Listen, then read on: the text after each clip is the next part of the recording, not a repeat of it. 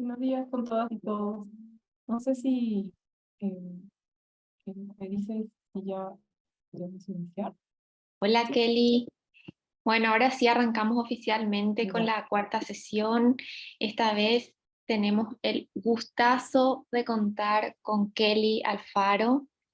Antes de arrancar, si me permiten, les voy a presentar, para quienes no la conozcan, quién es Kelly Alfaro, que va a estar a cargo de la cuarta sesión de nuestro cuarto curso de Economía Feminista.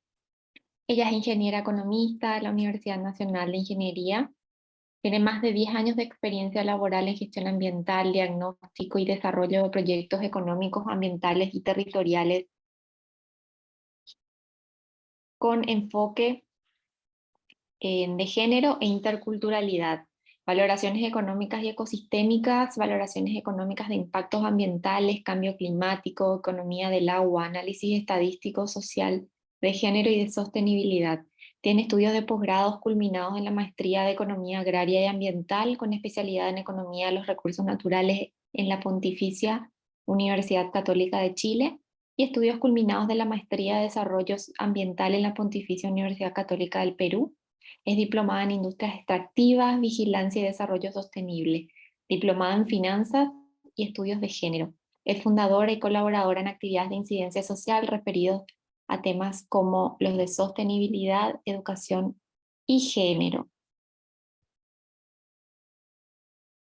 Muchas gracias, Kelly, por acompañarnos esta tarde. Yo sé que en Perú hoy es feriado, así que bueno, estuvimos más retrasaditos con el inicio para ir incorporando a la gente y que no se pierdan de tu presentación. Ahora sí, ya el micrófono es tuyo. Muchísimas gracias. Muchísimas gracias por la invitación. ¿Pueden interrumpir? ¿Se escucha bien?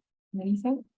¿Pueden Escucho interrumpirme bien, ahí te escucho mejor. así? Sí, pueden interrumpirme en el momento en que deseen. En realidad, la idea es hacer un repaso, ¿no? El tema de hoy día es economía feminista y cambio climático, ¿no?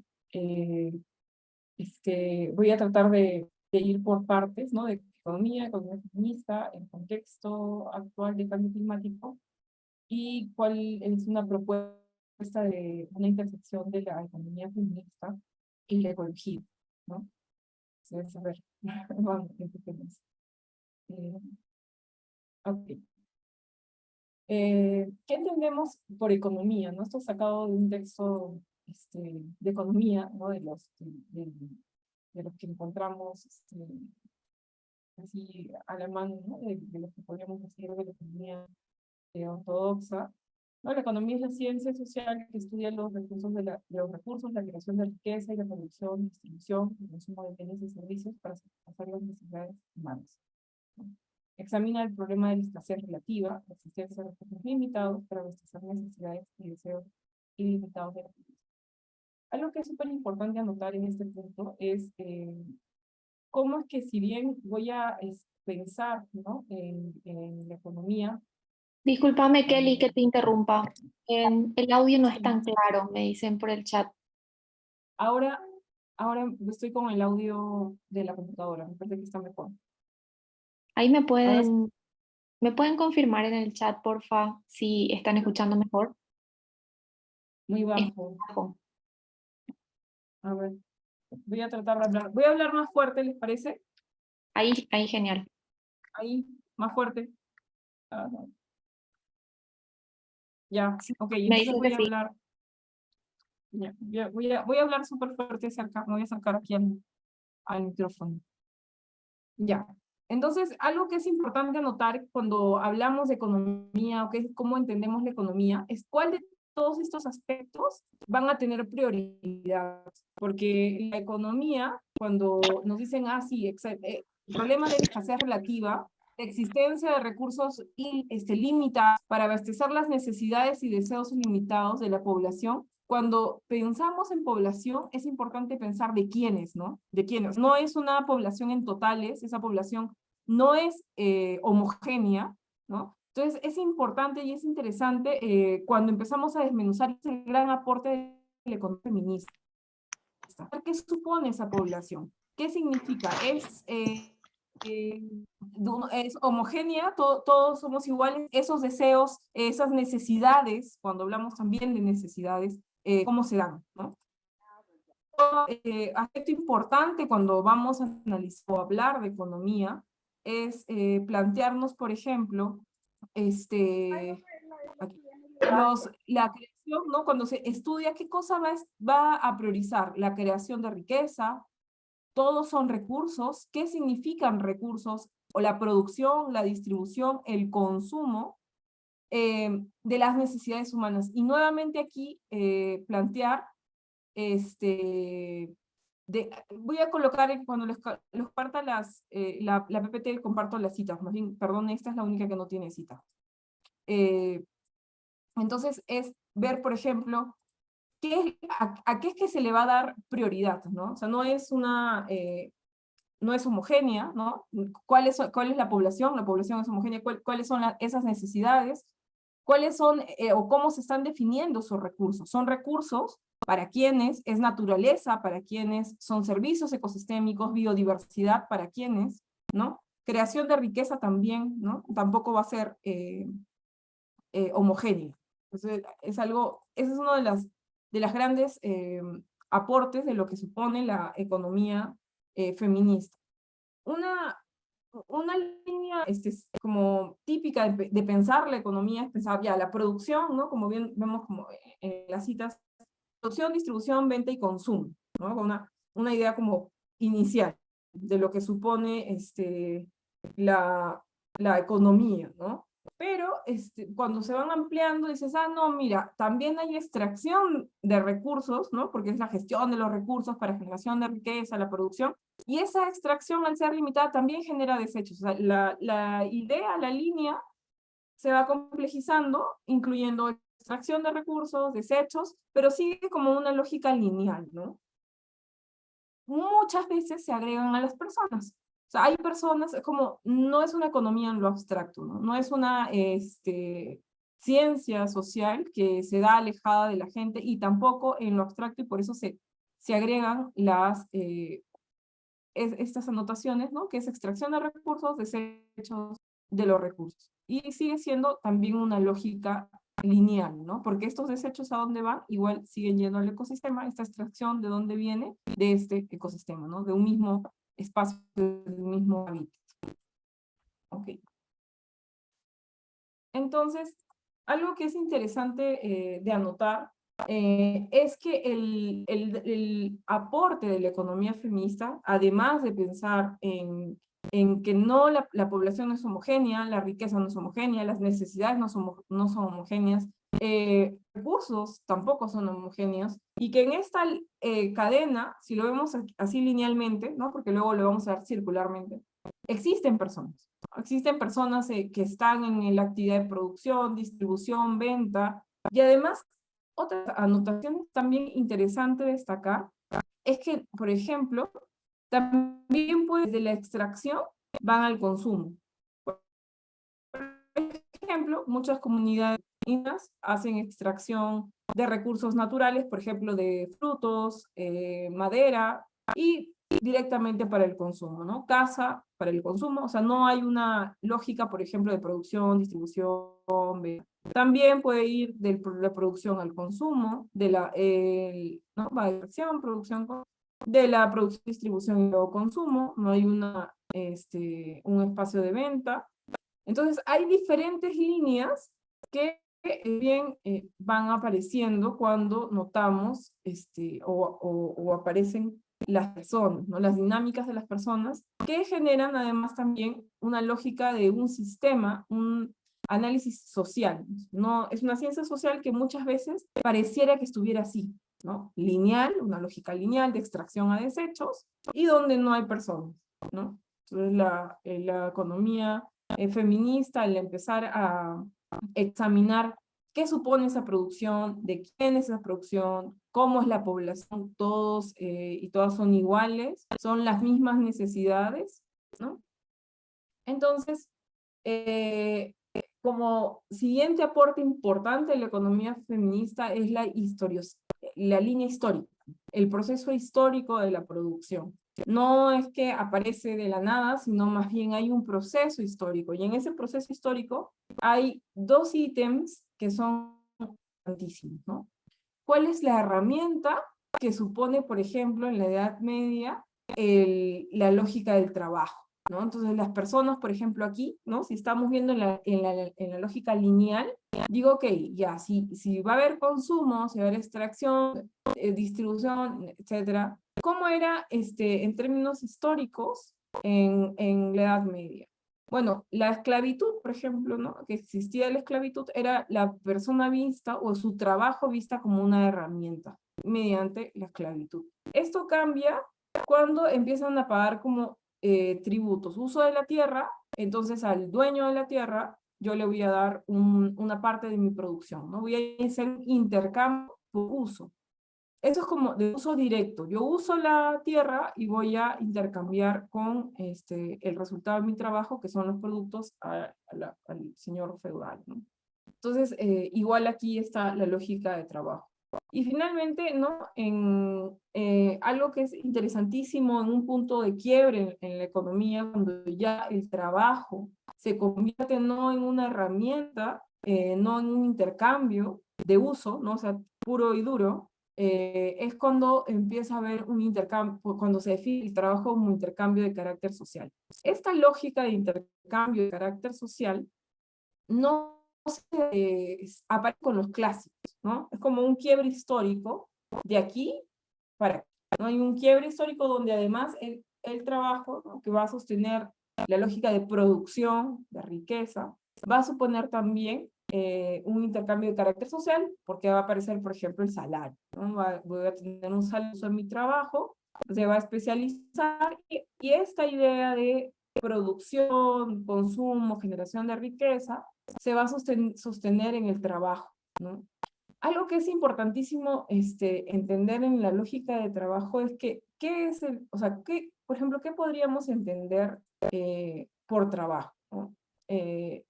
No sé si a alguien le gustaría intervenir, no sé si, a ver, Fermina o Frida, ¿no? ¿Qué entendemos, por ejemplo, cuando ustedes piensan en trabajo, ¿no? O sea, ¿qué es lo que se les viene así a la mente?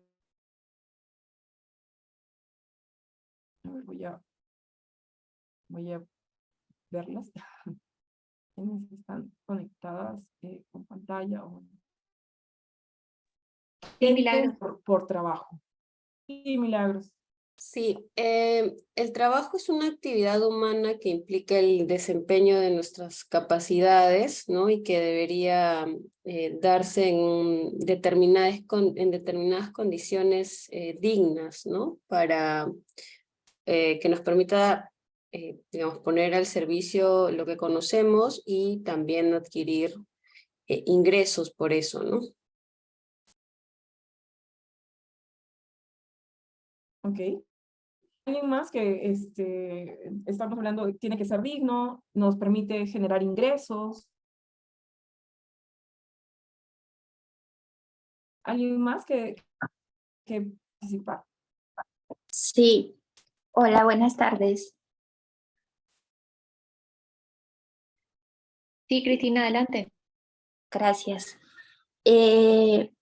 Bueno, los saludos desde Chiapas, desde la selva norte de Chiapas en México. Nosotros como concebimos el trabajo es prácticamente como la dignificación de la vida, poner al centro la vida misma, que es lo que está en riesgo frente a estos modelos económicos. Entonces el trabajo es más desde un sentido de bienestar, de buena vida, y la persona al centro, más que lo económico. Gracias, terminé. Muchísimas gracias, Cristina. Entonces, el trabajo es vida, la persona en el centro. ¿Alguien más que participar?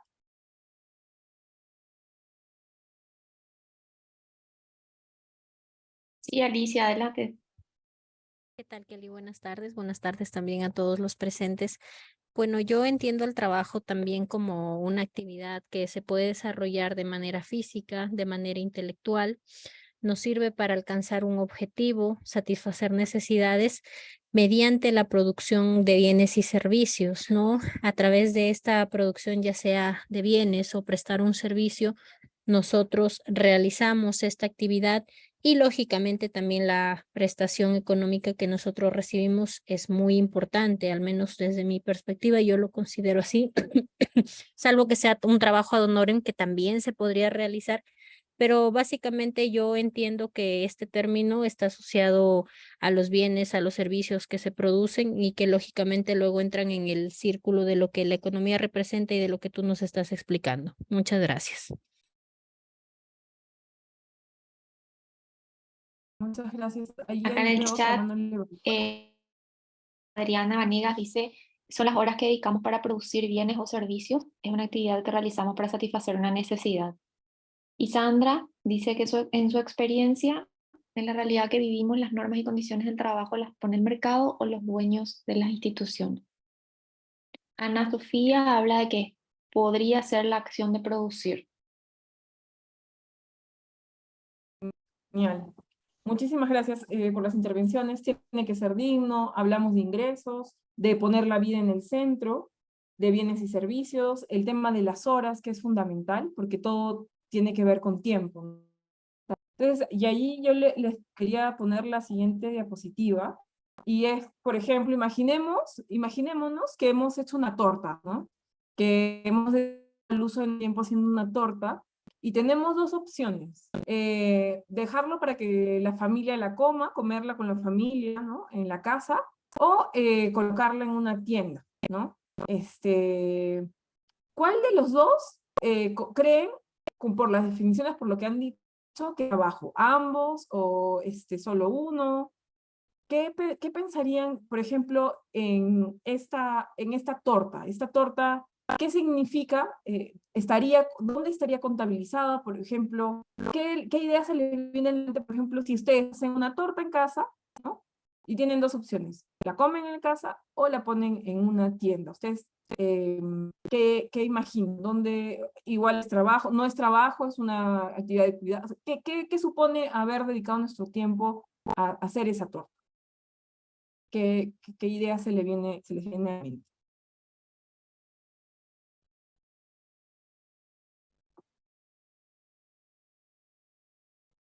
Si le pongo en una tienda podría ser trabajo, si la como en casa sigue siendo trabajo, pero o ya no es trabajo. ¿Cómo lo entenderían ustedes? Así, por ejemplo, ¿qué dirían? No sé, Karen, Carla, o es igual. Rosibel en el chat dice definitivamente es trabajo aunque sea con la familia. Ujú, exactamente. Es uso de tiempo. Pero ¿ustedes qué creen? Si, por ejemplo, si yo lo pongo en el mercado, ¿no? Si pongo en el mercado esta torta, va a aparecer en una cuenta, en una contabilidad, ¿no? Pero si la como en casa, la contabilidad podría aparecer por ejemplo, en los insumos que he ido a comprar al mercado, ¿no? La harina, en el huevo, en el cacao. Sandra que en casa es trabajo no remunerado y en tienda sí. Exactamente. Sí, pero igual, si se dan cuenta, hemos usado nuestro tiempo haciendo esa torta, ¿no? Y cuando está es mucho más fácil, yo les traía este ejemplo porque muchas veces es más fácil cuando necesitamos para hacer un cumpleaños, ¿no? Y necesitamos una torta, entonces, ¿qué hacer en casa? La compro en una tienda. Es mucho más fácil ver el valor de esta torta, ¿no? O sea, por ejemplo, en los insumos yo me gasto 20 soles. El tiempo también es un costo económico, exactamente. Entonces yo me gasto en insumos 20 soles, uso mi tiempo por 1 hora o 2 horas, y esto en tienda cuesta 50. Entonces muchas veces contabilizamos, o cuando al final del día podemos decir, bueno, cuando hice la torta para mi hijo, para su cumpleaños, dije, bueno, gasté 20 soles. No cuánto el uso, habría vendido o comprado, perdón, hubiera dicho, gasté 50 soles. Entonces, hay no sé si me dejo entender, pero hay un espacio, hay un espacio donde no podemos contabilizar, o sea, hay un tiempo de trabajo que se usó, que no está contabilizado en si esa torta, por ejemplo, la dejo en casa, o si esa torta la pongo en tienda. Entonces, hay no solo, ya esto es como un tercer aporte, ¿no? Habíamos dicho el primer aporte de la economía feminista es desglosar esta idea de, ok, pero las necesidades para las personas, pero ojo, las personas no son homogéneas. Hay necesidades distintas, hay colocar a las personas en la dinámica económica, diferenciarlas, ¿no? Ponerles clase, poner género, territorio, ¿no? Ruralidad, zona urbana. Ese es uno de los grandes aportes del feminismo. El segundo, veíamos la línea histórica, ¿no? Que hay un proceso histórico en la economía. Y la tercera, gran aporte que podemos verla aquí, que ustedes mismas le han dicho, es cómo es que van a haber cierta contabilidad de cosas cuando un uso, ¿no? Se vuelve mercancioso. Por ejemplo, si está en la tienda, se va a tener otra forma de ver que sí se consume en casa. Entonces, allí en esta cosa invisible, hay una invisibilidad también en lo que supone la economía. ¿Y eso en qué sentido? Por ejemplo, si yo tengo una necesidad, nos decían, ¿no? Si yo tengo una necesidad, si yo quiero cubrir una necesidad, por ejemplo, una torta para el cumpleaños de mi hijo, cuando yo voy al mercado, ¿no? Si yo quiero ir a la torta, la persona que vende la torta ve en esa torta 50 soles, o sea, ve el valor de cambio. Y yo veo el valor de uso, cantar la torta para mi hijo. Entonces, hay una necesidad, cuando yo tengo una necesidad, cuando esta necesidad se va al mercado y se denomina mercancía, ¿no? La voy a partir en dos. Esto es el gran aporte de la economía clásica, ¿no? Los valores de uso y los valores de cambio. Entonces, cuando vemos, por ejemplo, este tipo de expresiones que se vio mucho en Perú, en el trueque, ¿no?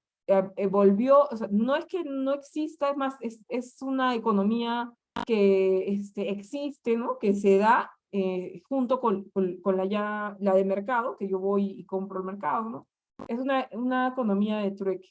Entonces, por ejemplo, en este ejemplo, cuando digo, ok, las personas, por ejemplo, en la foto, están dispuestas a intercambiar, ¿no? Chirimoyas, una canasta de chirimoyas, por una vasija, bueno, una vasija de plástico que parecen ajos, ¿no? Perdón. Entonces, aquí por ejemplo, ¿qué estamos viendo, ¿no? En esta actividad, esto es economía, entenderíamos, esto va a aparecer, se va a contabilizar. ¿Ustedes qué creen? ¿Eso es trabajo? ¿Qué pasa, por ejemplo, en este tipo de intercambio? Esto aparecerá en cuentas, ¿qué imaginan?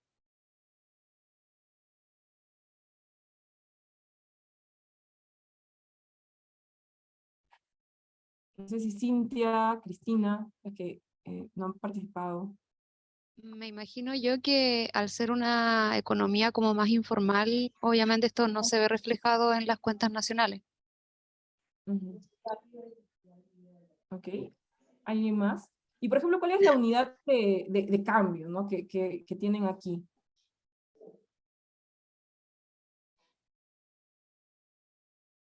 ¿Cómo conciben, por ejemplo, qué sé yo, 8 chirimoyas por una bandeja de ajos, ¿no? ¿Cómo van equiparando los trabajos? Y posiblemente, como bien Hola. mencionó Anita, ¿sí? Adriana, sí.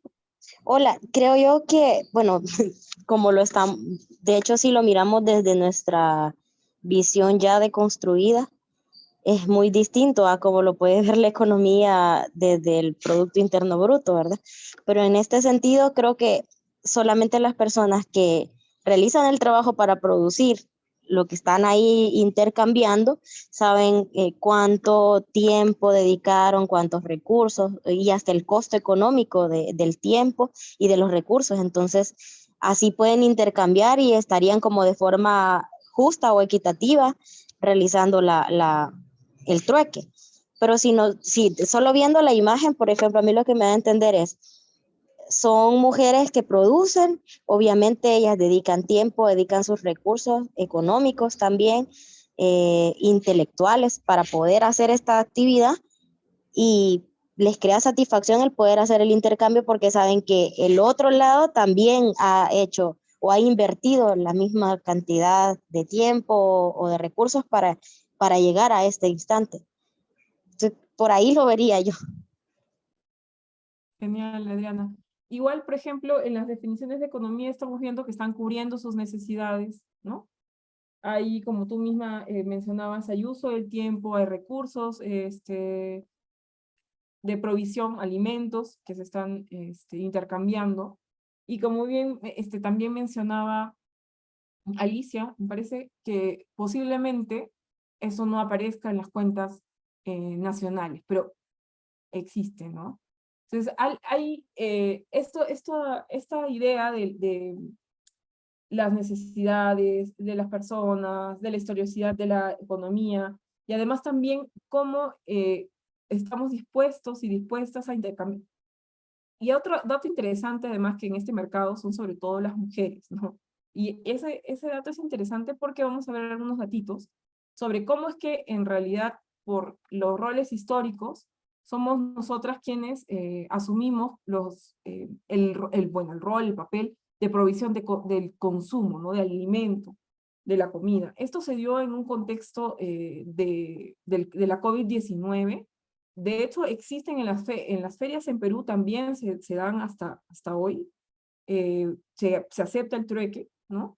Pero esto fue como más, se amplió, esto es en el mercado de Huanta, porque muchas de las personas que producían no iban a los mercados a vender porque hubo una restricción de salidas y empezaron a utilizar este tipo o sea, se amplió, ¿no?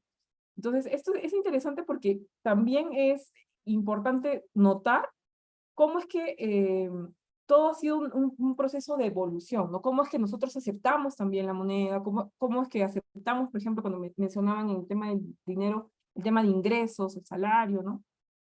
Y aquí quería apuntar un poco a lo que supone el uso del tiempo, ¿no? Ya un poco acercándonos más a lo que sería la economía feminista. Entonces, algo importante de notar es cuando mencionábamos qué es el trabajo, ¿no? Y también está en esto de bienes y servicios, ¿no? Dar nuestro tiempo a la producción de bienes y servicios, las horas, el trabajo digno, poner en el centro la vida, que me pareció súper importante lo que mencionó nuestra compañera, es ver, ok, y si hablamos de tiempo, ¿cómo es el uso de nuestros tiempos, no? ¿Cuántas horas, por ejemplo, aquí voy a anotar, esto de aquí, las barritas moradas, ¿no? Esto de aquí, son las horas semanales promedio de las mujeres en cada país, ¿no?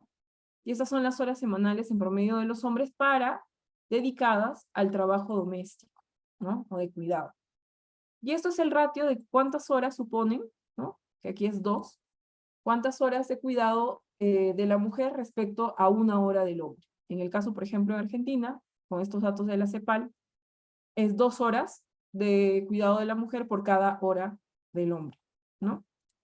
Entonces, esto se va, como observan, ampliando de país. Vemos Guatemala, por ejemplo, con 2 mayores, también República Dominicana. Estos datos son interesantes porque nos dicen cómo es que está, cuando hablamos de empleo digno, cuando hablamos de el uso de nuestro tiempo para realizar actividades, ¿no? Con ingresos o sin ingresos, como son las de cuidado, muchas veces. Entonces, ¿cuál es el uso de nuestros tiempos? ¿Cómo disponemos del uso de nuestros tiempos para poder estar en estos espacios, ¿no? Si podemos tener ingresos, no podemos tener ingresos, ¿por qué las mujeres asumen perdón, mayor carga laboral?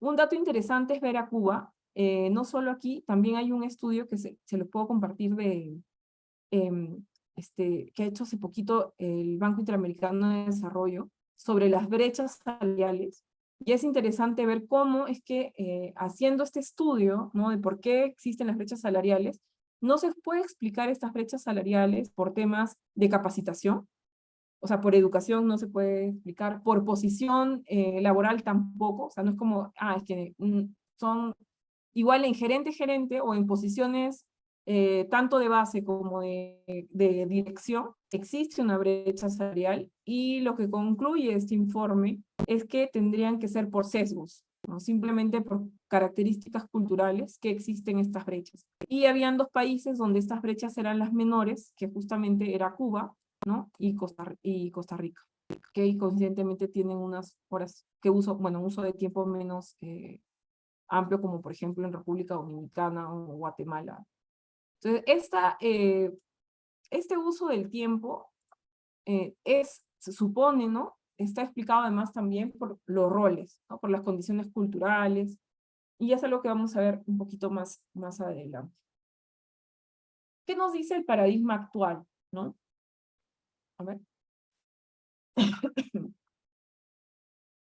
Sí. El número de horas, lo que quiere decir, por ejemplo, lo que hacen aquí son, de acuerdo a encuestas nacionales de uso del tiempo. De hecho, hay países que tienen estas encuestas bastante actualizadas. El que tiene menos actualizadas es nuestro país, es el Perú. Pero entiendo, por ejemplo, en México, si mal no recuerdo, es 2020, en esta, cuánto tiempo, por ejemplo, se dedica a cocinar, a limpiar, a cuidar enfermos y enfermas, ¿no? O sea, cuidar personas menores, cuántos niños hay en casa, cuánto tiempo de cuidado les asigna a los niños, ¿no? Entonces, haciendo el promedio, ¿no? Por eso se habla ahora de semanales promedio, esto se incrementa en zonas rurales, es mayor las horas de tiempo que dedican las mujeres al cuidado. Entonces, hacen el tema promedio semanal. Entonces, por ejemplo, si vemos por ejemplo, Chile, aquí está, voy a poner aquí, en color amarillo. Ya, si yo veo, por ejemplo, Chile, ¿no? Veo aquí. Entonces, en promedio, las mujeres dedican casi 25 horas, ¿no? Para actividades de cuidado, ¿no? Cocinar, limpiar, cuidar niños, enfermos, etc. Y los hombres dedican casi 3 horas, ¿no? Está aquí en la línea, a la semana. Entonces, si yo hago la fracción, diría que por cada hora que se dedica un hombre a cuidar, hay una mujer, la mujer se dedica 2.5 horas, que es justamente el ratio que se ve acá. Perdón, acá dice 2.3 horas, aquí debe ser 23. Entonces, si esto es 10, aquí es 23, 2.3 horas. Entonces, en Colombia, por cada hora que se dedica un hombre, la mujer se dedica 2 horas. En ejemplo, si yo me pongo en la casa, ¿no? Aquí está Perú, 2.9. Si Perú está, si mi esposo se dedica 1 hora a cuidar a mi hijo, yo me dedico 2.9 horas por cada hora que dedico. Hay una diferencia.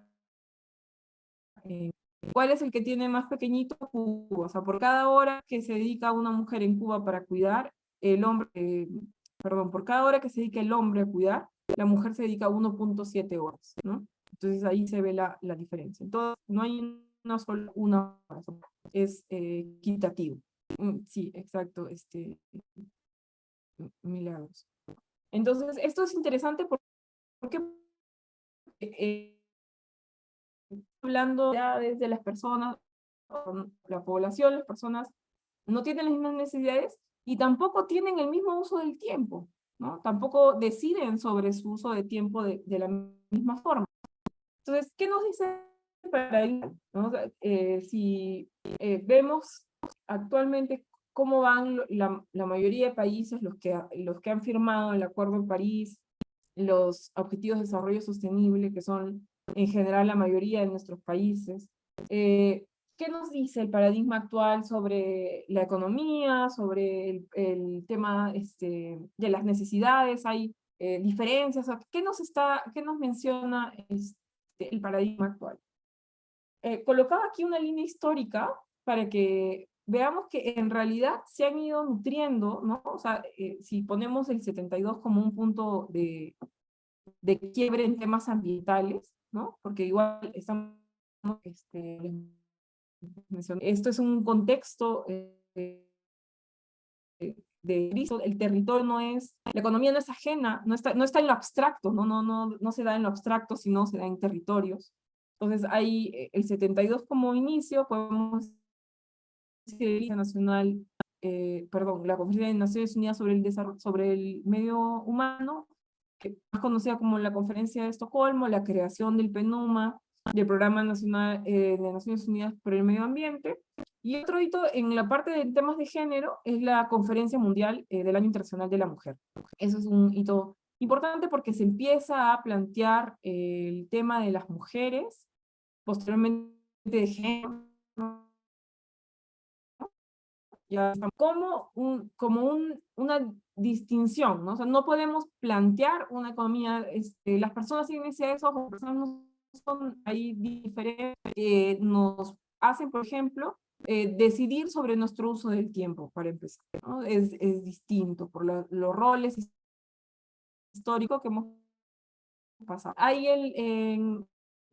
también hay como el primer plan de acción regional de conferencias regional sobre mujer de América Latina y el Caribe, que es lo de la CEPAL, que también ha ido avanzando y que desde el primer momento plantea, por ejemplo, las acciones de rol.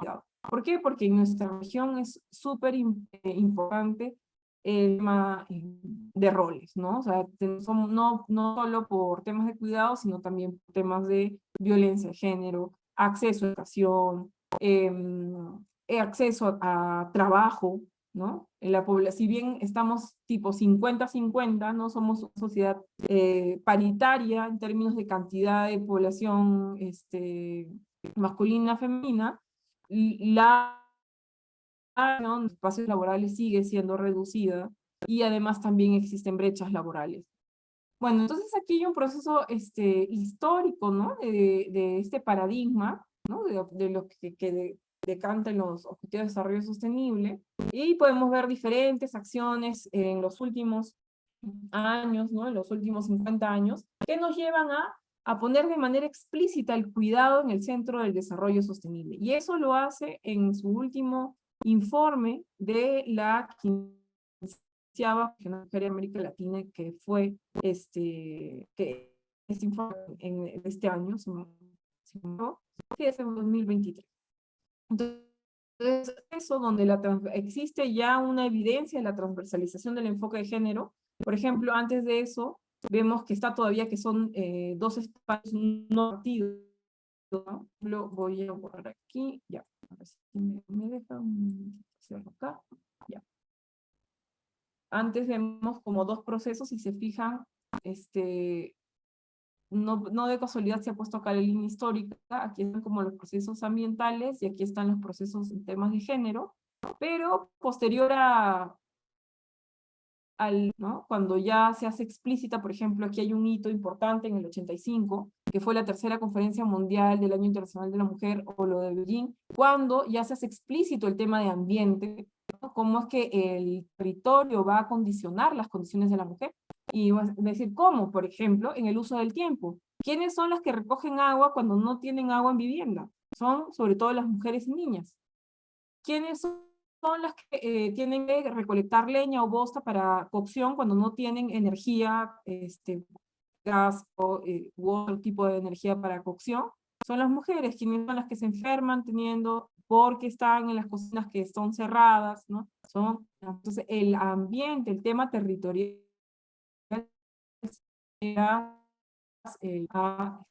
por ejemplo, educación, ¿no? El uso del tiempo. No puedo, como niñado en el tiempo, priorizar mis estudios porque tengo que priorizar a la mamá en la casa. Y aquí también tiene un hito importante ya pero si se fijan en el tema de género, o sea, es el primer hito importante y donde se intersecciona esto, y explícitamente. Y otro hito importante desde el ambiente es la Agenda 21, su capítulo 24, donde se hace explícito el tema de involucrar el análisis de género en el quehacer ambiental. O sea, sí hay diferencias. Entonces, ya después de estos años, es porque ya está todo, si se fijan en la línea de tiempo, ya está como para todos, ¿no? Y ya la parte, ya el enfoque de género es transversal a todo, ¿no? Absolutamente todo, a los planes, por ejemplo, de acción de género y cambio climático, objetivo de desarrollo del milenio en el 2000, y más también, a partir del 2014, en temas de cambio climático, ya se hace explícito desde la COP20 en Lima, que la perspectiva de género debe estar de la política de cambio climático. Entonces, actualmente, si vemos en qué momento o en qué proceso estamos en estos momentos, ¿no? En 2023, que es aquí, es que efectivamente ya se consolidó el enfoque de género, ¿no? En términos normativos, es decir, discursivos, están en los documentos.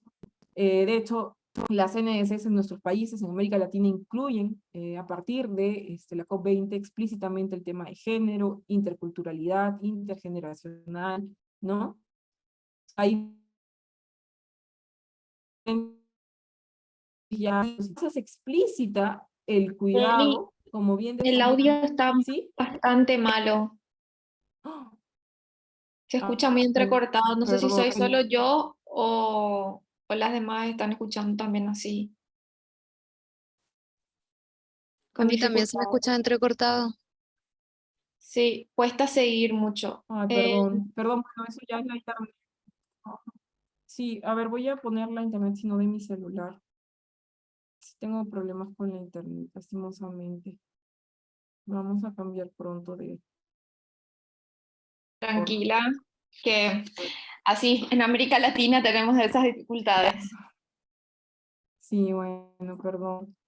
Bueno, como les mencionaba, ha habido un proceso histórico del PPT, ¿no? Hay un proceso histórico donde se ve la evolución, ¿no? O sea, esa era un poco la idea. Este proceso de aportes, que de no pensar en totalidades. Ay, no sé, creo que se me está cortando, ¿no? A ver, déjenme... Ahora se escucha bien. Ah, ya. Perfecto. Ahí me escriben en el chat si se escucha mal y yo regreso. O sea, lo importante de esta línea histórica era un poco ver cómo este paradigma, o sea, cómo estamos actualmente y cómo actualmente no ha sido de ahorita, ¿no? Sino es un proceso histórico donde ya se llegó a que la transversalización del enfoque de género es como un clic, o sea, ya es real en nuestra región, nuestra normativa nos pide eso, ¿no? Además, también se ha hecho explícito sostenible, no pasa sostenible sin cuidado, justamente en la región, ojo, en la región, la Conferencia Regional sobre la Mujer, hay esta idea de que ya todos, por ejemplo,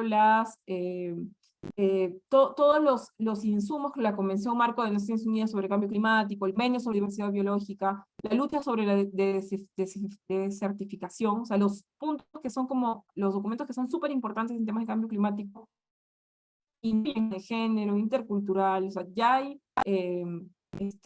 acciones como, ¿no? Aceptadas internacionalmente, que hace que pensemos o que planteemos que sí, efectivamente hay un paradigma donde la igualdad de género es transversal a la dimensión ambiental, a la dimensión social, a la dimensión económica. Y que la gobernanza es también importante, ¿no? Son como que los pilares para que exista todo, tener una paz, justicia, instituciones sólidas y alianzas para lograr los objetivos. Entonces, un poco como vamos ahora, hay se reconoce una dimensión económica dentro de una dimensión social, dentro de una dimensión ambiental. Entonces dices, ay, hemos mejorado, está bien, pero a la pregunta que era la segunda diapositiva o tercera, ¿no? ¿Y quién es? ¿Qué produce? ¿Qué es la producción? ¿No? Porque esto, lo que nos interesa es ver, pero en la economía, y esta dinámica, estas dimensiones, estos avances, ¿qué suponen en términos económicos? Ya, ¿qué me quiere decir? Entonces veo así, no dimensiones, aquí tengo los puedes ver así como ok, tengo todas estas dimensiones, ¿no? Donde se reconoce además la vulnerabilidad multidimensional en la transversalización del género. O sea, la transversalización, cuando planteamos género, no es una lógica solo mujeres, ojos, son una lógica interseccional, pero me dicen en la dimensión económica que el crecimiento económico inclusivo y sostenible con eficiencia y eficacia. Entonces, aquí una de las preguntas que surgen, ¿no? Es, ¿y se están considerando límites? Este crecimiento, si estamos hablando en la segunda diapositiva, que es, no puede, tenemos recursos limitados, ¿no? ¿Qué supone esto? Y además hay otra línea más que no se ve aquí, ¿no? Que no se veía en lo de las ODS que estábamos viendo anteriormente, que es un contexto, ¿no? Está todo bonito, todo interesante, pero hay un contexto de cambio climático. Hay un contexto que este cambio climático no va a afectar a todos por igual, no nos va a afectar a todos ni todas por igual. Entonces, ¿qué ocurre? Ahí empieza a complejizarse la cosa porque digo, mira, la dimensión ambiental me dicen desarrollo sostenible. En la dimensión social ya hemos quedado con el informe de la CEPAL a que estamos hablando de una sociedad del cuidado, que pone la vida en el centro, como decía nuestra compañera. Y además también dice, bueno, eficiencia, equidad, sostenible, ojo, pero aquí, esto de aquí, crecimiento, ¿hasta dónde tiene que llegar? ¿Y dónde aparece y cómo aparece, ¿no? El contexto de cambio climático en todo esto. Entonces, no sé si voy muy rápido, por favor me paran, o si me trabo, o no sé. Entonces, algo para pensar o plantear el contexto, este contexto del cambio climático, es ver lo que nos dicen los últimos informes, ¿no? Que es el informe del IPCC de 2022. Bueno, pues nos dice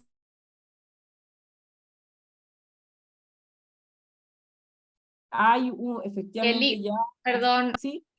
si podés retomar de nuevo esa idea porque se fue por completo el audio. Ya. Sí, bueno, perdón. ¿Qué es lo que nos dice este contexto de cambio climático? O sea, ¿cómo aparece, ¿no? El contexto de cambio climático en todo eso? ¿Cómo estamos en el tema de crecimiento económico? ¿Existen límites? Estos recursos, ¿no? Que decían inicialmente ayer, estos recursos limitados, estas necesidades, esta dimensión económica, ¿cómo encaja en la dimensión social y cómo encaja en la dimensión ambiental? Sabiendo que en todos los escenarios el IPCC nos augura, ¿no? De todas maneras, va a haber una variabilidad climática, ¿no? De todas maneras hay un incremento de temperatura, y aquí vemos nuestra región, ¿no? La región de América Central y del Sur, ¿no? ¿Cuáles van a ser los sectores más afectados? El nivel de vulnerabilidad muy alto, por ejemplo, en temas de sistemas alimentarios, en temas de agua, ¿no? Si se fijan, lo menor, no hay ni uno solo donde diga bajo, ¿no? Todos son moderados, altos o muy altos en la región, ¿no? ¿Y esto qué significa, por ejemplo? Bueno, ¿y esto qué supone en términos de impactos, ¿no? Entonces, esto es igual, ¿no? Si seguimos, recuerden este diagrama de las dimensiones económicas, dimensión social, dimensión ambiental, ya, muy interesante, todo se llega a transversalizar, estamos hablando que la vida en el centro, ¿no? La sostenibilidad, la sociedad de cuidado, nos plantea la CEPAL. Ya, pero ¿qué supone esto en un contexto de cambio climático? Sigo la misma pregunta, ¿no? Que son los aportes de la economía feminista, pero ¿esta población todos somos iguales, es homogénea? ¿Qué pasa con los marcadores de identidad, las dimensiones de desigualdad, género, clase, etnicidad, edad, raza, discapacidad? ¿Cómo estos marcadores de identidad van a posibilitar una vulnerabilidad en un contexto de cambio climático, ¿no? ¿Cómo esta población va a ser en términos privilegiada y también marginalizada? ¿Y cómo es que va a suponer un riesgo en las condiciones de vida, como mencionaban, la dignidad de la vida, ¿no? Entonces, es importante mostrar estos detalles importantes, ¿no? Estos condicionantes que suponen vida en dignidad, como mencionaban muy bien al inicio, ¿no? Cuando preguntábamos qué supone trabajo de las personas. Entonces, cuando vemos dos informes que son súper interesantes, se los puedo compartir, que realmente me parecen súper interesantes y poco debatidos, por lo menos en Perú. Hay dos informes, uno del Banco Mundial, que significa la riqueza de las naciones, se me llama algo así, y otra de las Naciones Unidas, que es Riqueza y Desarrollo. Sus dos últimos informes son similares, son muy similares en el sentido de cómo describen la base productiva. Se basan, aquí vemos nuevamente, mira, aquí sigo en la lógica del paradigma, dimensión ambiental, dimensión social, ¿no? Estoy en estos, sigo en la lógica, ¿no? Sigo en la lógica, pero ¿qué supone esto cuando yo pienso, cuando empiezo a contabilizar? Cuando empiezo a ver en esa torta, que la torta que la como en casa, la hago en casa o la compro en tienda, ¿qué significa el trueque? O sea, ¿eso es riqueza? ¿Eso qué significa para el sistema, no? Entonces, bueno, cuando explican la riqueza, las naciones, cómo se explica, ellos apuntan en 3 capitales principales, ¿no? Tengo el capital productivo, que es la parte de infraestructura, tecnología, capital humano, que ambos informes sostienen que es la base de la riqueza, ¿no? El trabajo, como mencionábamos, ¿no? ¿Qué es lo que sostiene? Y el capital natural, desde una perspectiva de recurso, ¿no? De recurso natural. No naturaleza ni servicios ecosistémicos. Las Naciones Unidas sí agrega una visión de ecosistema, pero desde una lógica de provisión, ¿no? ¿Para qué? Para la producción. Este esquemita, el negrito, es tal cual, ¿no? Base productiva, capital natural, capital humano, capital productivo. Dentro de estas lógicas de dimensión económica tengo el capital productivo. En dimensión social también está el capital productivo. No llega al capital humano porque natural, porque esto es sobre todo infraestructura, ¿no? Materia marrón, Julia. Capital humano, dimensión económica, dimensión social, y el capital natural es cómo se ve la dimensión ambiental, ¿no? Por eso aquí lo pongo 2 veces. Tengo una base productiva, ¿y esto para qué? Para la producción. Inicialmente veíamos una línea donde, por ejemplo, estaba la producción, distribución, ¿no? Bueno, aquí se ve ya qué es lo importante, ¿no? Y realmente en sus diagramas ponen consumo-inversión, ¿no? Esta base productiva también, ¿no? Se retroalimenta del capital. ¿Para qué? Para que se piense en bienestar y utilidad. Entonces, es importante ver esto, ¿por qué? Porque la economía, ¿no? Si bien ya tiene una base de dimensión económica, social, ambiental, se ha logrado transversalizar enfoques, se ha logrado incluir el enfoque intercultural, que es súper importante, sobre todo en nuestra región, rica no solo en biodiversidad, sino también en diversidad cultural, pero se sigue viendo, ¿no? Esta base productiva, esta base de bienestar, ¿no? Así lo llaman bienestar, bajo una lógica de utilidad, ¿no? Entonces, aquí, ¿cuál es esta lógica de bienestar, utilidad? Bueno, pues se basa, ¿no? Tu base productiva, como se menciona, como se ve en el esquema, es justamente la lógica de mercancía, ¿no? Del mercado. Es realmente, esa es la base, ¿no? Entonces, desde allí se entiende la riqueza. Entonces, ¿cómo esto se da en un contexto que es de cambio climático? ¿Qué ocurre con estas lógicas, ¿no? ¿Qué nos dicen ya? ¿Cómo vamos a ver la definición desde la economía, por ejemplo, feminista? ¿Qué podría decir de esto, ¿no? Ustedes, no sé si hasta aquí tienen alguna pregunta o seguimos nomás.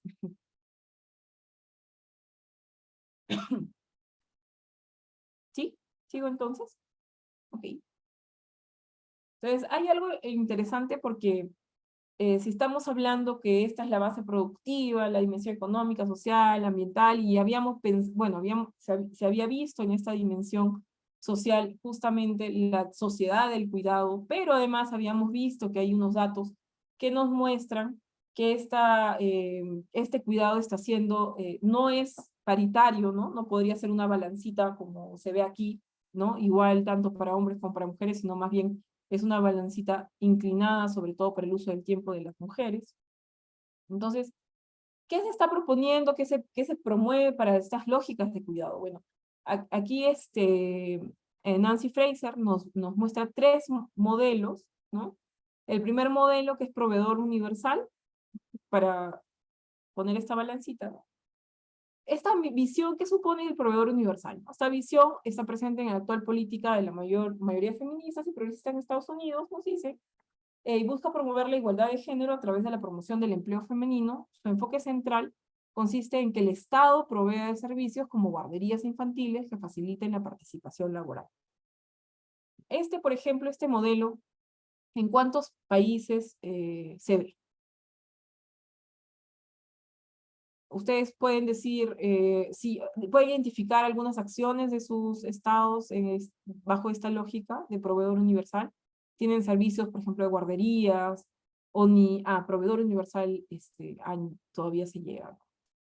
¿Ustedes cómo es en su realidad? Por ejemplo, si tienen hijos en edad escolar, ¿dónde pueden dejarlos? O todo es al mercado. Exacto, en Perú está el programa Cuna Más, ¿no? Antes estaba lo que era el guaguaguasi, no recuerdo. No sé cómo es en otros países, ¿no? Podríamos decir, se acerca un poco a lo que supone el modelo proveedor universal, que facilitan el espacio laboral para las mujeres, ¿no? Puede decir, bueno, dejo a mi hijo en un Cuna Más. Exactamente, no cubre toda la población, es limitado. De hecho, eso también se podría ver en el presupuesto que dan los estados a este tipo de actividades, ¿no? Que realmente es mínimo, no llega a todas las provincias. En Colombia existe institución de bienestar familiar, pero es limitado también. Entonces, podríamos ser un proveedor universal limitado, con escasos recursos. Exactamente, sí. En América Latina estamos en un proveedor universal con muy limitado, exactamente, muy limitados recursos. Guarderías de pago en Perú, efectivamente. Sí, entonces estamos viendo esta necesidad, ¿no? Si vamos al cuadrito de que se cortaba, se partía, ¿no? Esta necesidad se está cubriendo con valor de cambio, ¿no? Con dinero, muchas veces uno tiene que pagar, bueno, en la mayoría de casos tiene que pagar de pagos en el Perú, efectivamente. Entonces, pero en todo caso el mercado está supliendo, ¿no? Lo que supondría un proveedor universal. Luego viene otro modelo, que también es interesante, que se llama el modelo de paridad del cuidador. Este enfoque, presente en la política actual de la mayoría de feministas socialdemócratas en Europa Occidental, busca promover la justicia de género priorizando los cuidados no remunerados. Su elemento central consiste en que el Estado provea prestaciones económicas a las personas cuidadoras. Sin embargo, Fraser considera que ninguno de estos enfoques es capaz de garantizar la plena justicia de género, ¿no? Y esto, por ejemplo, ¿en qué países? Exactamente. Ahí, por ejemplo, lo que están haciendo es, les dan 2 años de paga, ¿no? O sea, pagados con salario para que cuiden a sus hijos, ¿no? Y además, estos cuidados en algunos países también van al padre, ¿no? O sea, no es un año madre, un año padre, que puede ser los 2 años a un solo cuidador, o se pueden dividir, ¿no? Y hay, además también, se puede ampliar, ¿no? Si hay más niños. Entonces, y esto está, o sea, vela porque, el Estado vela porque exista, para que las empresas les paguen el salario, ¿no? No hay un porcentaje de cuento. Entonces, ese es un segundo modelo, donde efectivamente podríamos decir, bueno, en el caso de algunos países en América Latina, tengo ese dato, si desean lo puedo colocar. O sea, lo tengo, no lo he puesto en la diapositiva, pero existe un tiempo pagado de descanso, sobre todo para madres, ¿no? En el caso de, a ver, voy a buscar el dato, por ejemplo, en el caso de Perú son 3 meses para madre, 10 días para padre, ¿no? En el caso de otros países hay algunos que tienen realmente días también en madre, o no se las pagan. Es realmente interesante ver estos detalles, ¿no? Porque sí, o sea, podremos identificar, ¿no? Como han dicho en el chat, pueden identificar a sus países en esa tendencia. Les voy a poner el dato de número de días. Denme un segundo, porque realmente es interesante.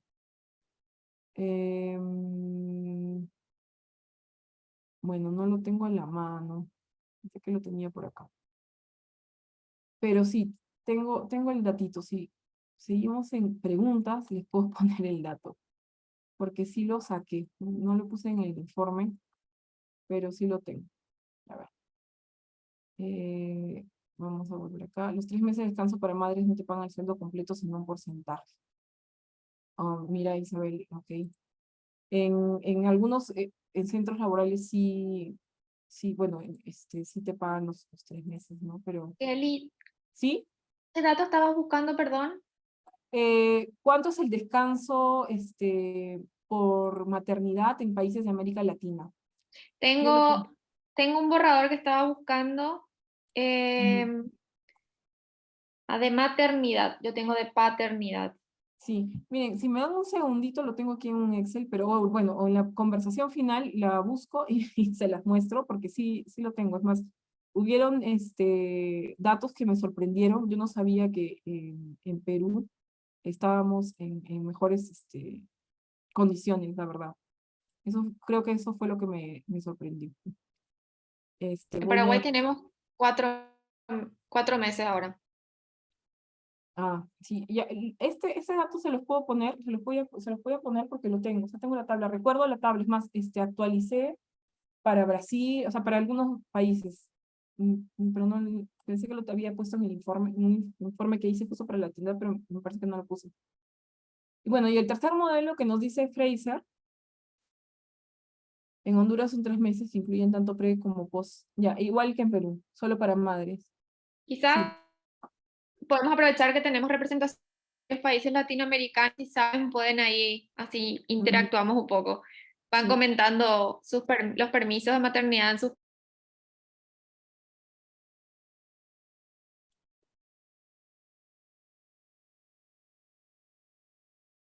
Ay, se cortó. ¿Se cortó el audio? Sí, se cortó el audio, sí, yo también se escuchó cortado. En Paraguay son 3 meses. Al final, terminando, cuando empecemos la conversa, les voy a poner el dato, porque sí lo tengo, o sea, sé dónde está. Pero es interesante porque además es un dato que nos dice que las mujeres somos quienes tenemos que cuidar a los hijos. Porque hay países donde les dan 2 días, 3 días. En Perú antes era 3, luego pasó a 10, a 7 y luego a 10. Ahora son 10 días para padres, ¿no? Que es una cosa increíble. Y bueno, y los meses para las mujeres. 4 meses de hace unos años en Paraguay. 90%. Exacto. Es otro dato importante que lo menciona Roberto, que es súper importante, es que son a quienes tenemos, o sea, a quienes tienen la suerte de estar en un sistema formal, que realmente es lo mínimo. Eso también cuando hablamos del trabajo digno. Realmente, Roberto, también diste en el clavo, ¿no? De que efectivamente tenemos los modelos, ¿no? El modelo paridad del cuidador, sin embargo, es un privilegio para realidades como la nuestra, donde el mínimo porcentaje de trabajadores, mujeres, están en situación formal, ¿no?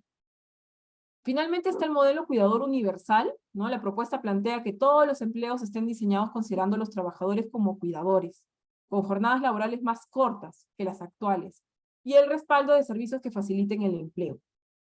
Entonces, esto es ir ya a otra lógica, ¿no? Donde el estado de bienestar con enfoque de cuidador universal buscará proveer de justicia de género, eliminar la oposición sexista entre ser proveedor y cuidador, se integrarían las actividades actualmente separadas, eliminando la codificación de género y alentando a los hombres a participar también en ellas. Esto implica una reestructuración completa de la institución de género. Los roles de proveedor y cuidador actualmente asociados al género masculino y el femenino respectivamente son fundamentales en el actual orden de género. Desmantelar estos roles y su codificación cultural significa desafiar dicho orden, ¿no? Ese es como el número 3. 15 para el padre, no solo en caso de empleo, sí, en caso de empleo, exactamente, en caso de empleo formal. Entonces, esta tercer modelo de cuidador universal, que es plantear una jornada laboral menor, ¿no? Reconociendo, y aquí también hay otra pensadora feminista donde decía 4 horas de trabajo, 4 horas de cuidado, 4 horas, o sea, también para que la persona tenga el tiempo de asociación, ¿no? De hacer actividades sociales, ¿no? De pensar en su comunidad. Entonces es un poco romper la lógica de estas bases productivas, ¿no? Que es un poco la idea que se propone. Ahora, María Mainz, cuando hablaba, por ejemplo, en el iceberg, ¿no? En su iceberg de cuidados, planteaba que la economía, ¿no? Ya volviendo, por ejemplo, a qué suponen, ¿no?, estas propuestas, qué significan, en qué parte estarían, ¿no? Es que la economía visible, o la del PBI, que está aquí, ¿no?, sería el trabajo remunerado con lógica de capital. O sea, ¿qué significa? Que esté en o sea, que sea por ejemplo, que la torta esté en la tienda. O sea, que sea un trabajo remunerado con lógica de capital, toda una lógica de mercancía, donde yo tengo un contrato laboral, ¿no? Aquí estarían los datos de descansos, por ejemplo, maternos, ¿no? Un segundo punto, un segundo peldaño, pero si se dan cuenta, por algo existe esta idea de la base, ¿no? Hay una base, y es como, por eso es un iceberg, es lo que se ve, y esto estaría como debajo, ¿no?, de lo que se ve, que justamente la economía invisible, fuera del PBI, tenemos al sector informal, el trabajo infantil, el trabajo campesino de subsistencia, el trabajo de cuidados de mujeres. Fíjense, aquí estamos teniendo un enfoque además, por ejemplo, si se fijan, intergeneracional, un enfoque intercultural, un enfoque de género. O sea, esto es como además, aquí en un punto, excolonias externas del sur, Europa del Este, ¿no?, una lógica de excolonias, que es un proceso además histórico. Como les mencionaba cuando decíamos cuáles son los aportes, lo lindo de plantear la economía feminista, es que las estudiosas de la economía feminista, quienes han logrado desmenuzar, ¿no? Como decir, oye, un ratito, pero esta población no es igual. Esta lógica de riqueza, de productividad, estás hablando de esta puntita, de la puntita del iceberg, pero existe toda una lógica hacia abajo que además donde está la naturaleza, que también sostiene, ¿no?, toda esta propuesta que tú supones y que estás observando que sería tu base productiva, ¿no? Donde en esta dimensión, por ejemplo, en esta lógica de capital humano, capital natural, capital productivo, está, por ejemplo, un debate la lógica de la naturaleza de por sí, ¿no? El valor de naturaleza no como provisión o como recurso, como base productiva, sino como una lógica, por ejemplo, ecosistémica, ¿no? Una lógica de ecosistemas que también sostienen la vida, como mencionaba nuestra compañera, poner la vida en el centro, ¿no? Que no solo por el pescado, sino también por vivir en un espacio no erosionado, ¿no?, por un espacio saludable, con agua limpia.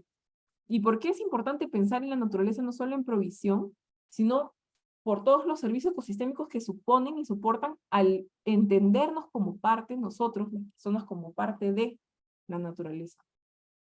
Entonces eso es súper interesante porque ya estamos hablando de aportes no solo de la economía feminista, sino también de la ecología, ¿no? Cuando ya planteamos la base de lo que sostiene, ¿no?, todo esto. Vamos a ponerlo, o sea, la base de lo que sostiene todo lo anterior, ¿no? Voy a buscar todos los delitos. Algunos datitos que había colocado aquí era justamente un poco para contextualizar esta pirámide, ¿no? ¿Qué es lo que vemos, qué es lo que no vemos? ¿Qué es lo que vemos en términos de trabajo, ¿no?, de población en edad de trabajar? Vemos, mira, estamos tanto en hombres como mujeres, en similar 82-79, ¿no?, 74-73, en similares condiciones, pero cuando vemos la población activa, ¿no?, en términos de hombres, fíjense, y la población activa, en edad de trabajar activa, de mujeres, sabiendo que este es el 50%, ¿no? Solo, por ejemplo, el caso de Perú, Paraguay, Bolivia, está superando el 50%, sabiendo que toda esta población es la que está en edad de trabajar. Y en el caso de los hombres, absolutamente en todos los países de análisis pasan el 50%, ¿no? Entonces, eso es Disculpa, no entendí bien la explicación de la gráfica. ¿Esta? Si lo pudieras repetir, por favor. No, esta última que estás hablando de los porcentajes sobre las edades de quienes... Sí, ajá, sí. Ya. Por ejemplo, estamos hablando de los países, ¿no? En Argentina, por ejemplo, vamos a agarrar el primerito que está acá. Voy a poner amarillito y más delgadito. Ya, vamos a ver Argentina.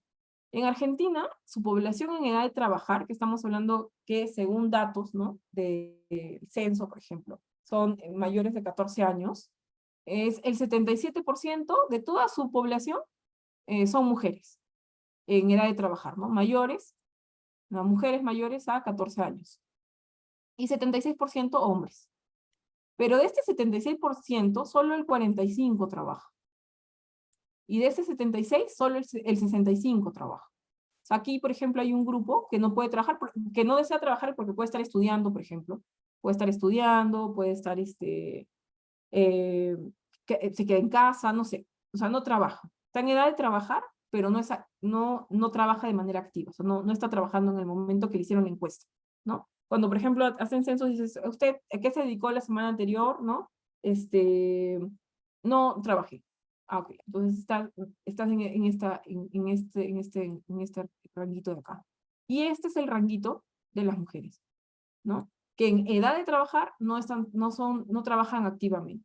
Entonces, cuando se va desmenuzando por qué es que, por ejemplo, las mujeres no trabajan activamente, es porque muchas veces o se quedan en casa ayudando en las actividades de cuidado, sobre todo en las zonas rurales eso se ve claramente, o se quedan en casa, son las que tienen menor acceso a educación, por ejemplo, en términos en zonas rurales, también en zonas urbanas. Entonces, aquí la pregunta es por qué las mujeres, ¿no? No estarían también, si es 77, ¿por qué no serían un 66, por ejemplo, ¿no? O un 65, al igual que los hombres, y casi son lo mismo, el 77 acá 76. Igual, acá 72 y acá 71, o sea, son menos los hombres. No, 74, ¿no? Acá se confunde. 69, 54, ¿no? Entonces, la pregunta es, no sé si me dejo entender, la población total, ¿cuántos son los que están trabajando, ¿no? En edad de trabajar. Y cuántos son en edad de trabajar y quiénes están trabajando activamente. Entonces la pregunta es por qué las mujeres no están trabajando, ¿no? ¿Qué ocupan su uso del tiempo? ¿Qué es lo que están haciendo? ¿No? ¿Qué ocurre con esa población? Entonces cuando uno empieza a ver, por ejemplo, quién es la persona encargada del recojo de agua, quién es la persona encargada de...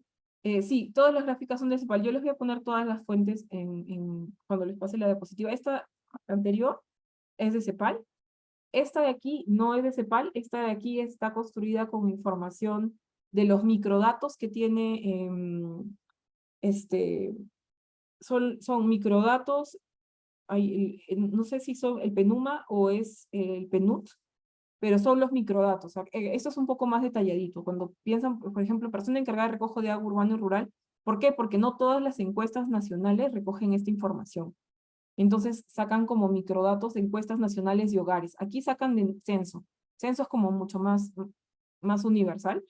Y estos son encuestas nacionales de hogares. ¿Quiénes son las personas encargadas del recojo de agua? ¿No? Mujer mayor de 15 años, niña menor de 15 años, hombre mayor de 15 años, niño menor de 15 años, ¿saben? ¿No? Entonces, ahí, por ejemplo, ¿quiénes son, cuando no hay agua en la casa, quiénes están responsables de recoger esta agua? Son sobre todo, no, cortando en 50, son sobre todo en espacios rurales, por ejemplo, vemos las mujeres, ¿no? Si vemos mujeres más niñas, llegan, en el caso, por ejemplo, de Surinam, estamos hablando de más del 70%.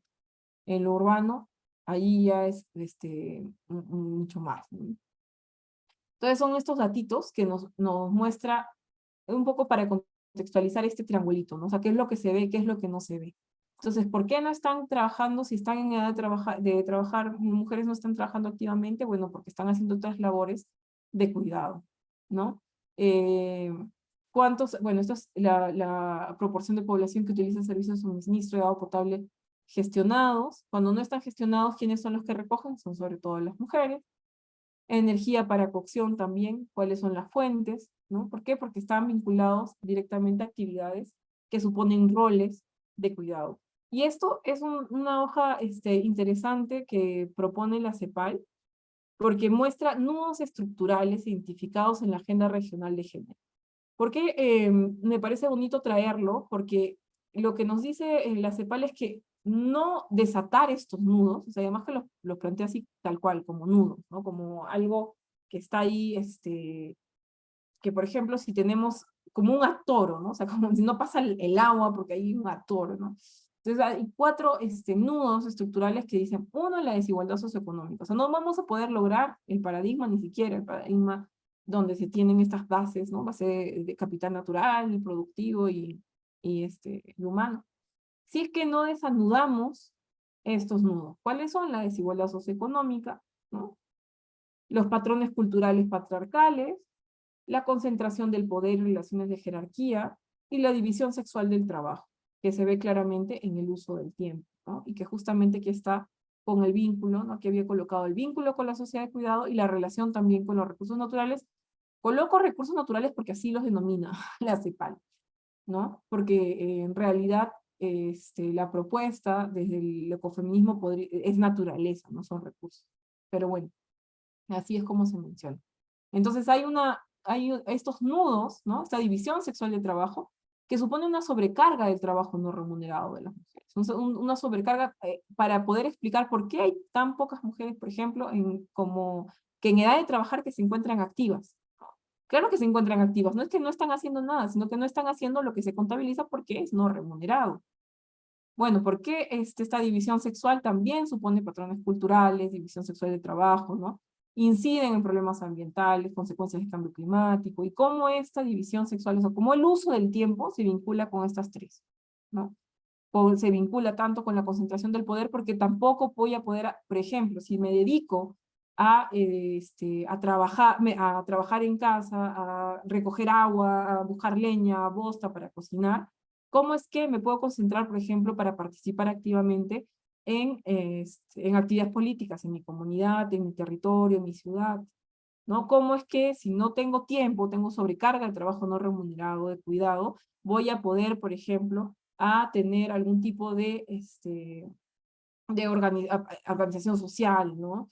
Actividad política, actividad económica, y eso también va directamente a pensar en una desigualdad y dependencia económica, ¿no? De las mujeres, efectivamente. Entonces, no sé si hubiera preguntas, por favor, hágamelas, saber. Aquí colocaba un diagrama que se hizo a raíz de una experiencia sistematizando concepciones de territorio de mujeres andinas y amazónicas en Perú, de una organización que tiene cerca de 24 años de formación, y formalmente son 15, me parece, pero existen hace más de 20 años, definitivamente, que se llama UNAMIAP. Y fue interesante porque esta idea, ¿no? Si vemos en el diagrama que era dimensión económica, dimensión social, dimensión ambiental, fue interesante diagramar cuál era la lógica de este territorio, y era territorio proveedor, ¿no? Esta lógica económica no era como capital, ¿no? Sino más bien era el que provee, y además donde depositan su trabajo, una lógica de ida y vuelta, de trabajo y creatividad, cuidado de la tierra. Territorio de identidad, fuente de cultura y espiritualidad, y por eso cuidaban el territorio además, porque era su identidad, parte de su ser. Y territorio futuro, en la lógica de cuidado para sus hijos, ¿no? Esta idea de dónde van a crecer mis hijos e hijas. Territorio esperanza a favor del buen vivir. Es interesante, y coloco esto ya como para ir un poco cerrando en esta idea y en estas lógicas de paradigmas de desarrollo también, porque ¿cómo es que nos vamos a relacionar, cómo es que vamos a imaginar este vínculo?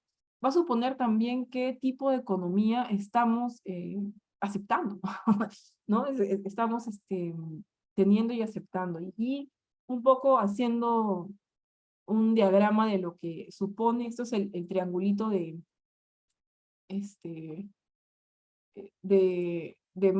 María Miles, ¿no? Ese es el triangulito de la lógica de los valores, de lo que se ve visible al PBI, ¿no? Con contrato laboral, y lo que no se ve fuera del PBI sin contrato laboral, y lo que está hacia abajo, ¿no?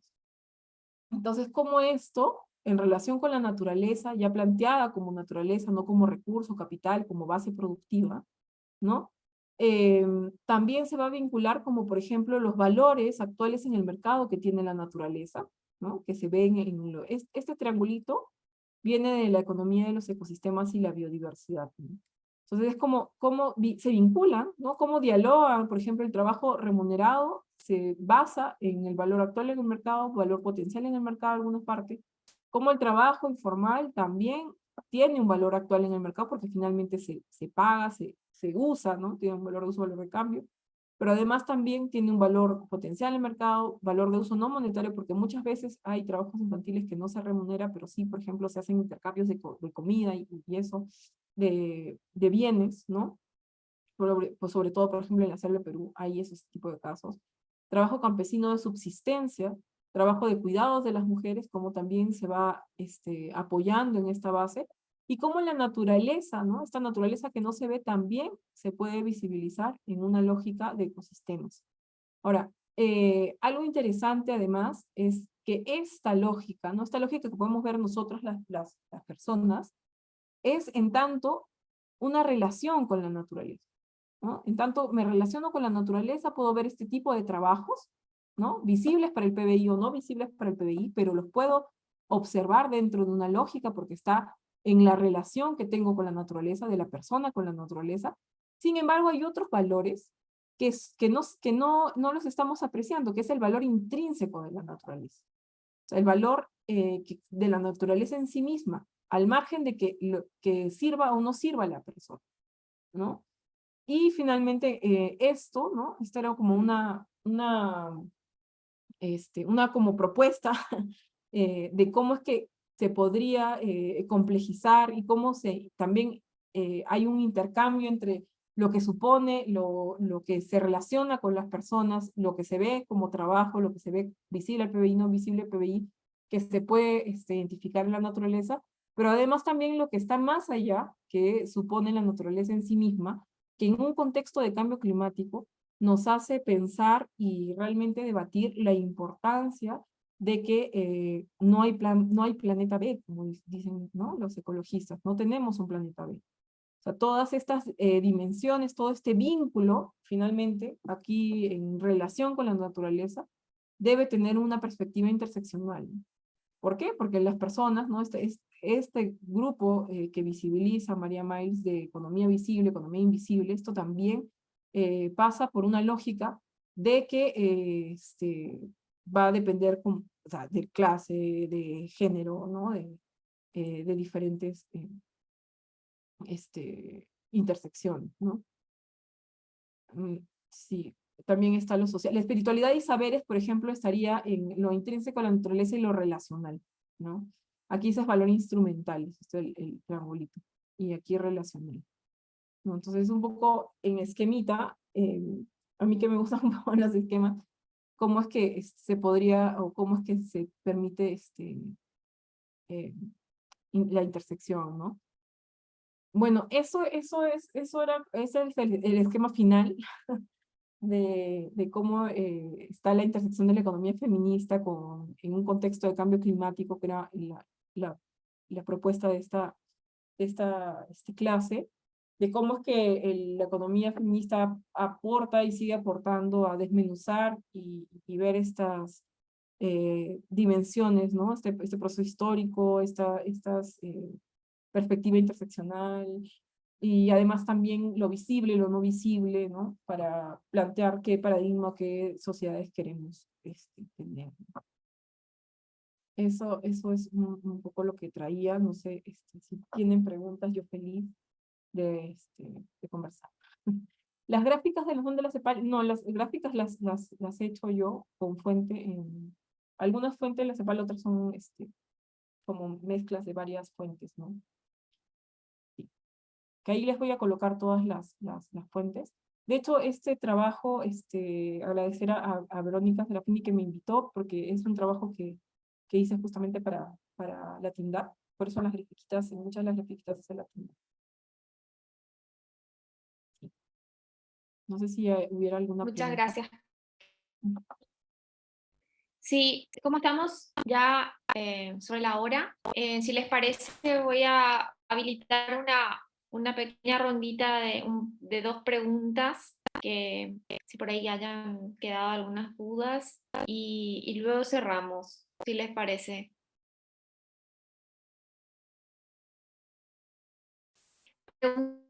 ¿Qué se puede contar? Sí, Milagros.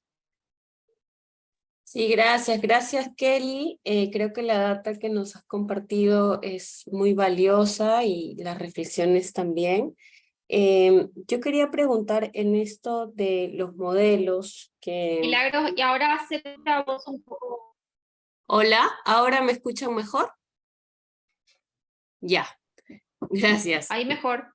Sí, quería saber, Kelly, entiendo que has también participado en investigaciones respecto a la economía de cuidados, ¿no? En Latinoamérica. ¿Cómo va el avance Milagros. de saltar? Audio, por favor. Sí, no sé si Kelly me escucha bien. Sí, te escucho, yo sí la escucho bien.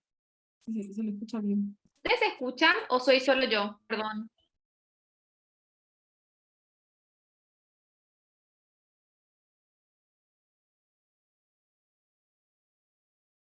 Ya, entonces puedo continuar.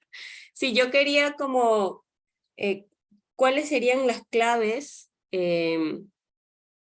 para pasar del modelo proveedor universal al de paridad del cuidador y a su vez al del cuidador universal, ¿no? Sabiendo que en nuestros países estamos en el primero, ¿no? Y eso, como se ha mencionado, de manera muy limitada, con recursos muy cortos, y sabiendo también que estamos en un contexto en el que hay un recorte presupuestal del gasto social, ¿no? Lo hemos evidenciado en la crisis de la pandemia, ¿no? Se duplicó el trabajo en el hogar, se triplicó el trabajo de las mujeres, y no hubo ninguna medida que mitigue o que compense, ¿no? Esas horas. Entonces, si me podrías compartir o nos podrías compartir tus reflexiones sobre ello y como cuál es el ABC que habría que seguir para lograr un modelo que sea más equitativo, ¿no?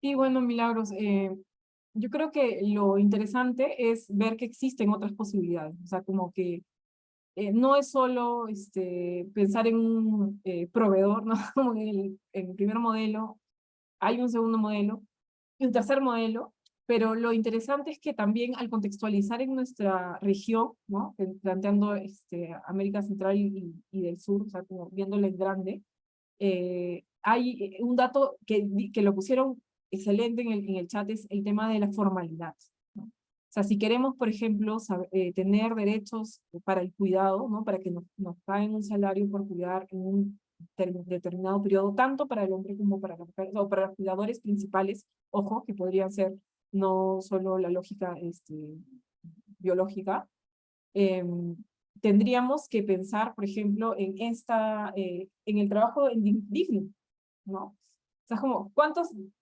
nosotros, por ejemplo, ya en Perú, podríamos plantear tener derechos de cuidador universal si menos del 25% estamos en un espacio laboral formal, ¿no? Entonces, esa situación se repite, ¿no? Entonces, pedir formalidad en el trabajo, pedir en situaciones no formales, que es nuestra realidad, cuál debería ser el rol del Estado en términos de cuidador, ¿no? O apoyar las actividades de cuidado también.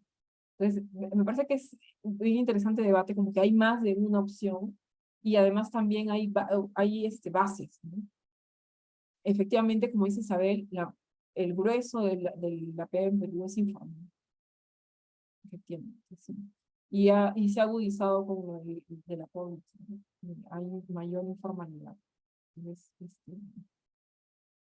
sí, está un poco, el escenario no pinta bien, pero lo cierto es que estamos nosotras y nosotros, trabajadores y trabajadoras, para seguir poniendo estos temas sobre la mesa, además, ¿no? Porque en realidad tampoco se debaten, o sea, en términos de política pública en nuestro país, por ejemplo, en Perú, no se debate, salvo Uruguay, Argentina, Chile, sí hay unos debates interesantes sobre este tema, pero en otros lugares muy poco, ¿no? En México capaz poquito desde el primer enfoque, pero ponerlo sobre la mesa, pedir que se debata.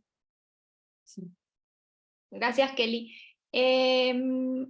Tenía levantada la mano Roberto. No sé si vas a querer tomar la palabra, Roberto, o si no, pasamos a Isabel.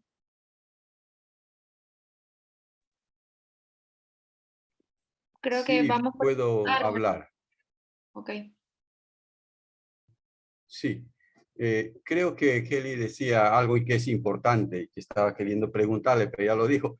y es que no solamente hay una economía feminista, hay muchas economías.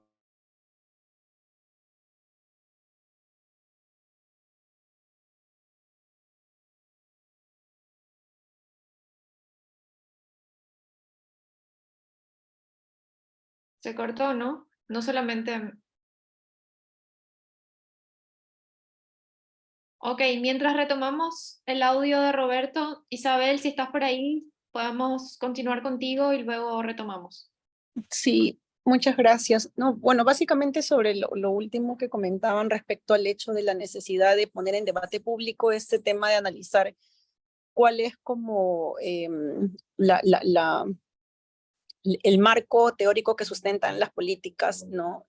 Las políticas públicas en torno a cómo se distribuye la economía, ¿no? Si hay una mirada feminista o de equidad, o que busque la igualdad sustantiva, qué sé yo, es algo que no se discute porque definitivamente para discutirlo hay que poner en la mesa el tema del enfoque feminista, y creo que actualmente estamos en una crisis política en la cual, si se menciona el término feminista, básicamente se sataniza todo, ¿no? Hay toda una ola que no está teniendo aceptación, y creo que una cosa fundamental sería empezar a educar en y para los derechos, y como parte de esto, empezar a, creo yo, a ir masificando el hecho de ver la línea del análisis feminista como una línea de análisis político, como una línea de análisis de los derechos, no en este caso los derechos en búsqueda de la igualdad, ¿no? Sobre todo de las mujeres, ¿no? Entonces creo que esto es algo que está medio olvidado, medio incluso satanizado en el Perú, y que se necesita, creo que empezar a educar en estos temas para que en algún momento empiece a tener la línea de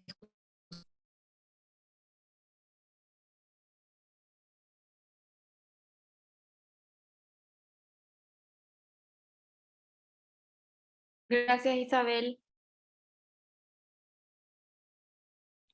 Bueno, Kelly, a compartir. Ahí. Es todo lo que prometí, el tiempo de semanas de descanso por licencia, ¿no? Pues fíjense,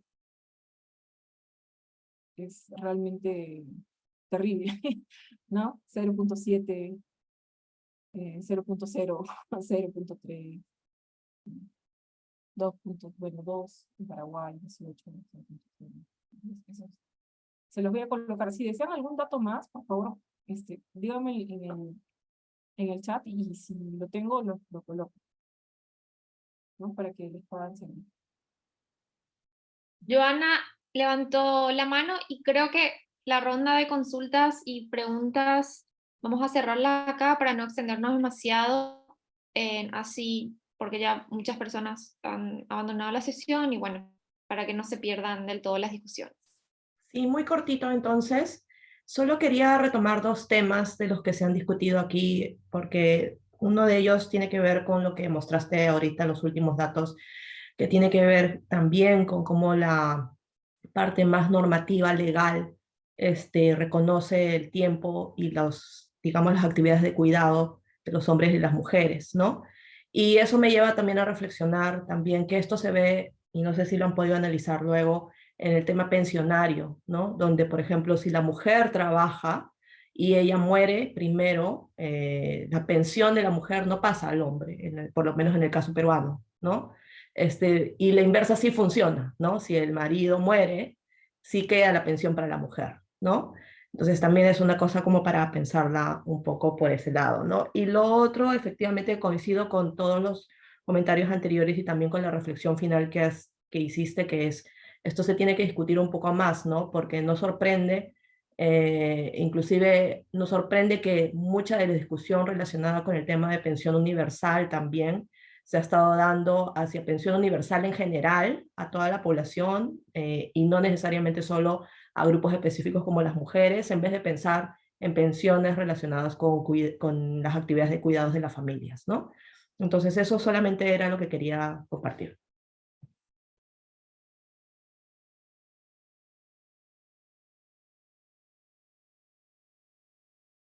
Gracias, Joana. No sé si Kelly quiere hacer un último comentario. Si no, ahí está compartiendo. Sí, estoy compartiendo lo de la publicación que les mencioné, lo de las brechas, que salió el 2023, ahorita. Entonces, si hubiera algún datito más que deseen no dudan, o sea, pueden escribir a la Tindad y yo les comparto la bibliografía. Igual la voy a poner en la PPT toda la bibliografía de las fuentes de información que he colocado, porque son reportes bien interesantes que les podrían ayudar también a contextualizar ¿no? La realidad de la región, ¿no? Donde Si te efectivamente están parece, estos nudos estructurales. Sí, perdón. si te parece, Kelly, nosotros tenemos armado un Google Drive donde yo voy subiendo la bibliografía de cada sesión. Me la pasas y yo comparto con ellas y ellos toda la información que tengas, sin ningún inconveniente. Y bueno, muchas gracias, Kelly, muchas gracias a todas y a todos por conectarse. Sé que en Perú es feriado, así que bueno, un agradecimiento especial por estar. Nos vemos la próxima semana y van a recibir la información sobre esa sesión apenas arranque la siguiente semana y nos vemos. Nos estamos viendo y encontrando de nuevo. Feliz fin de semana ya anticipado. Bueno, muchas gracias a todos y todas por su atención. Hasta luego. Gracias. Hasta luego, cariño. Adiós, gracias. Gracias.